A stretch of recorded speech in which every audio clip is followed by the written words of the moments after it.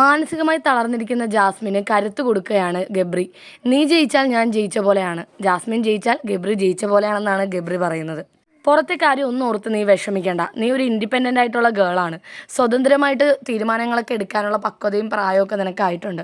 പുറത്തിറങ്ങി ആരെന്ത് പറഞ്ഞാലും നീ മൈൻഡ് ചെയ്യണ്ട. നിൻ്റെ തീരുമാനം എന്താണോ അതിനനുസരിച്ച് പോവുക. നിനക്ക് സപ്പോർട്ടായിട്ട് നിൻ്റെ വാപ്പായും ഉമ്മായും അനിയനും ഉണ്ടാവും. അവർ മതി. എന്തൊക്കെ വന്നാലും അവസാനം നമുക്ക് നമ്മുടെ വീട്ടുകാർ മാത്രമേ ഉണ്ടാവുള്ളൂ. ഈ പറയുന്ന നാട്ടുകാരും ബന്ധുക്കളും കുറ്റപ്പെടുത്തുന്നവരൊന്നും ഉണ്ടാവില്ല.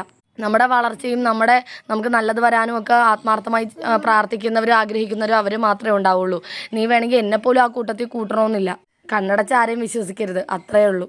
നിൻ്റെ ഫ്രണ്ട്സ് നിന്നെ കുറ്റം പറയുന്നവരും നിന്നെ ഇഷ്ടപ്പെട്ടിട്ട് നിന്നെ ഇപ്പം തള്ളിപ്പറയുന്നവരും ഒക്കെ ഒരിക്കലും അതൊക്കെ ഓർത്ത് ദുഃഖിക്കും. കാരണം അവർക്കൊന്നും നിന്നെ മനസ്സിലാക്കാൻ പറ്റിയിട്ടില്ല. നീ ആരാണെന്ന് നിന്നെ മനസ്സിലാക്കാൻ പറ്റിയിട്ടില്ല. അതുകൊണ്ടാണ് അവർ തള്ളിപ്പറയുന്നത്. പക്ഷെ നീ ആരാണെന്നും നീ എന്താണെന്നും എനിക്ക് മനസ്സിലായിട്ടുണ്ട്. അതുകൊണ്ട് ഞാൻ എപ്പോഴും നിൻ്റെ കൂടെ ഉണ്ടാകും, അതൊരു വാക്കാണ് എന്നൊക്കെ പറയാണ് ഗബ്രി ജാസ്മിനോട്. ഫിനാലേക്ക് മണിക്കൂറുകൾ മാത്രം ബാക്കിയുള്ളപ്പോൾ ജാസ്മിൻ്റെ മാനസികാവസ്ഥ പറയാവുന്നതിലപ്പുറമാണ്. ടെൻഷനായാണ് പുറത്തു പോയാൽ എന്തൊക്കെ ഇനി സംഭവിക്കുമെന്ന്.